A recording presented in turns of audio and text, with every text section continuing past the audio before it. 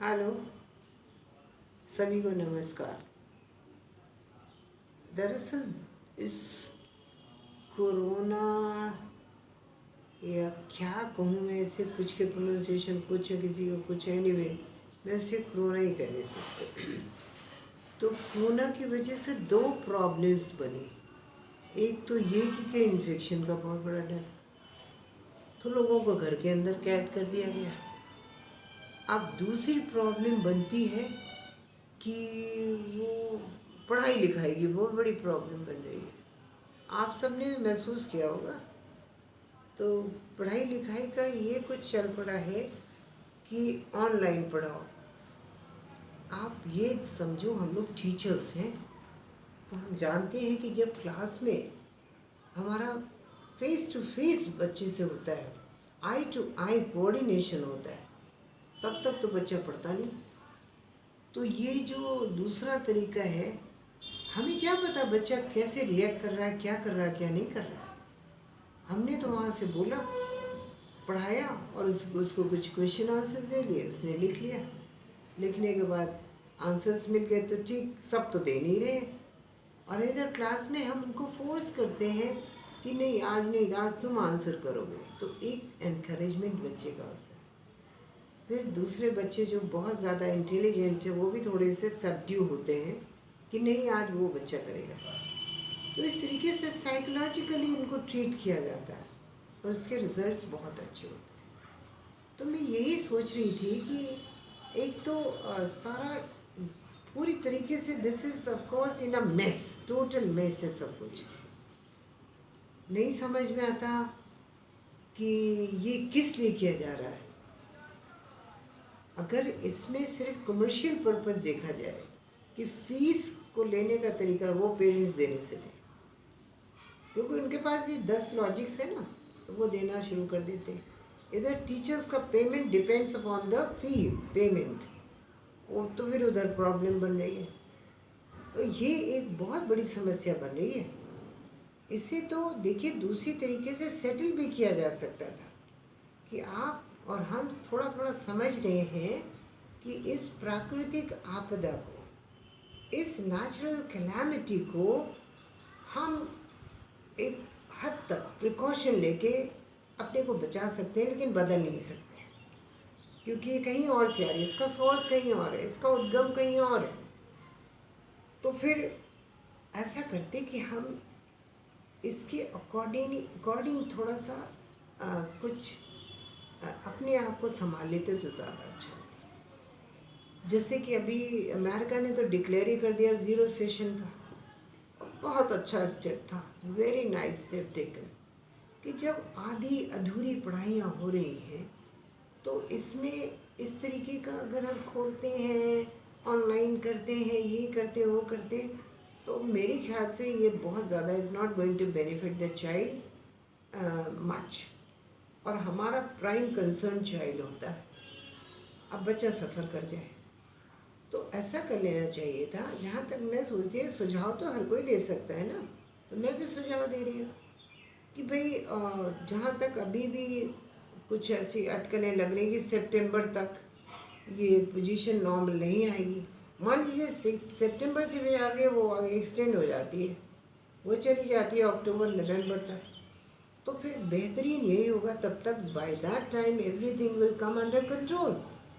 तो जब कंट्रोल में आ जाएगी तो आप उसी तरीके का उसी से उसको कर दीजिए, हाफ आ सेशन कर दीजिए और उसके हिसाब से सिलेबस कम कर दीजिए ना, सिलेबस कम कर दीजिए। ये कौन सी, ऐसा तो है नहीं कि इस पढ़ाई अगर ये नहीं होगी तो इसके बगैर कुछ बुद्धि कम हो जाएगी।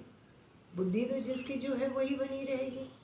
तो थोड़ा सा ये तो है कि थोड़ा सा कम हो जाएगा कोर्स सिलेबस, तो बच्चा एक बर्डन नहीं फील करेगा। अब उसको पढ़ेगा, जितना आप कर सकते हैं थोड़ा कम कर दीजिए और इसके बाद पढ़ाइए। और अगर इसके बाद भी कुछ समस्या आगे एक्सटेंड होती तो ज़ीरो सेशन उठा के कर दीजिए, ताकि जब दूसरे साल से पढ़ाई शुरू हो तो वो सिस्टमेटिकली शुरू हो जाए ना, फिर जैसे हम लोग हमेशा पढ़ाते हैं वैसे शुरू हो जाए। दूसरी बात इसमें अगर तो ये एक हिच आ रही है कि बच्चे का ईयर बर्बाद हो रहा है। मैं कहती हूँ ईयर बर्बाद हो रहा है तो ईयर का ऐसे बर्बाद नहीं हो रहा है, ईयर तो तभी बर्बाद ही हुआ जा रहा है, क्योंकि बच्चा उस तरीके से नहीं पढ़ पा रहा है जिस तरीके से उसे पढ़ना चाहिए और टीचर्स को पढ़ाना चाहिए। एक मेस है, टोटल मेस। कभी ऑडियो करो तो कभी वीडियो करो तो कभी क्या करो, तभी कभी क्या करो। ये भी एक बड़ा ही कॉम्प्लिकेटेड मामला हुआ चला जा रहा है और रिजल्ट्स मैं बता रही हूँ आपको बहुत अच्छे नहीं निकलेंगे। तो सबसे अच्छा तरीका था हम थोड़ा सा यही मिनिमाइज़ कर लेते सिलेबस को, पेरेंट्स को accordingly we should have inform them, तो उसके हिसाब से शायद वो भी बहुत खुश हो जाते। और जहाँ तक फ़ीस का मसला है तो फीस फिर वो उसी अकॉर्डिंगली वो फ़ीस पेमेंट करते, फिर तो कोई झंझट ही नहीं रह जाता।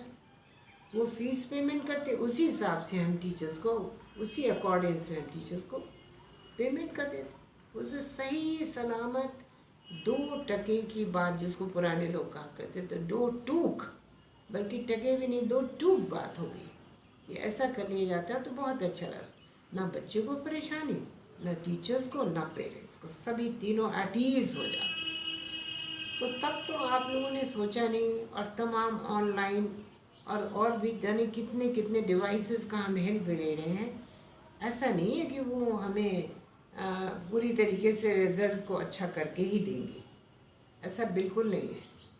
जब तक बच्चा फेस टू फेस नहीं होगा, आई कांटेक्ट नहीं हो, मेडिकल पहले ही कह चुका है कि बच्चे का टीचर के साथ आई मिलनी चाहिए। इसी वजह से जितने स्कूल्स पहले जहाँ टीचर्स बैठ के पढ़ाया करती थी, अब वो खड़े होकर पढ़ा रही हैं, सिर्फ और सिर्फ इसलिए ताकि बच्चे के साथ उनकी नज़र और बच्चे की नज़र उनके साथ मिल सके। इसी वजह से डाइसिस, पहले डाइसिस पढ़े रहते थे, कम से कम इंटर कॉलेज और डिग्री कॉलेजेस में तो ये डाइसिस का प्रोविज़न था ही था। तो वो अपनी तरह से बहुत अच्छा मेथड था, पर अब वो डाइस हटा दिया गया है। पता नहीं what purpose does it serve. वो अच्छा था तरीका, वो हटा दिया। अब टीचर खड़े होके, बच्चा बैठा हुआ है, खड़ा हुआ, टीचर लंबी है, बच्चा अभी उससे बैठा चेयर पर, फिर कोऑर्डिनेशन का मामला थोड़ा सा कम हो गया। तो अब ये तो बात एक बिसाइड द पॉइंट चली गई, लेकिन इस पर ध्यान दीजिए, इस पर गौर करिए कि आप लोग भी कहिए कि अब इस सेशन को हाफ अ सेशन रहने दीजिए ना। देखिए तो अभी तो इब्तदा है, आगे आगे देखिए होता है क्या, तब मजबूर होके हम करें तो हम क्यों ना विलिंगली कर लें इसे, तो सारी समस्या ही हल हो जाएंगी। तो मैं अब चाहूँगी अब जो अच्छे अच्छे विद्वान हैं, अच्छे अच्छे लर्निंग टीचर्स हैं, मेन एंड वीमेन हैं, इस पर एक बार विचार करें। थॉट तो मैंने दिया कि इसको इस तरीके से किया जा सकता है, either begin a new session all together after this critical period is over, और बीच में से डिवाइड कर दीजिए, छोटा कर दीजिए ना। तो छोटे में जितना पढ़ाया जा सकता है उतना पढ़ा दिया। जब नया सेशन आए तो आप फिर से शुरू कर दीजिए। What goes wrong in this, बच्चे का पीछे वाले का कुछ रिवीजन भी हो गया और उसने फिर से शुरू किया, तो क्या ही कहना, फिर तो नॉलेज बिल्कुल बढ़ के रह गई। तो मुझे इतना ही कहना था, पर कहना ज़रूर था। मुझे लग रहा था कि ये सब क्या है, this is all pell-mell, is all confuse state of work and mind and everything. तो मैंने इसको साफ साफ कह दिया, अच्छा लगे तो, और लेकिन सोचिए ज़रूर, अच्छा लगे बुरे लगे की बात नहीं है। ये एक अच्छा सजेशन ही दिया गया है, आप पसंद करेंगे ज़रूर, थोड़ी देर और से बैठेंगे, ध्यान देंगे इस बात पर, तो आप पसंद करेंगे और आपके बच्चों के इंटरेस्ट में ये बहुत ज़्यादा होगा। Thank you very much.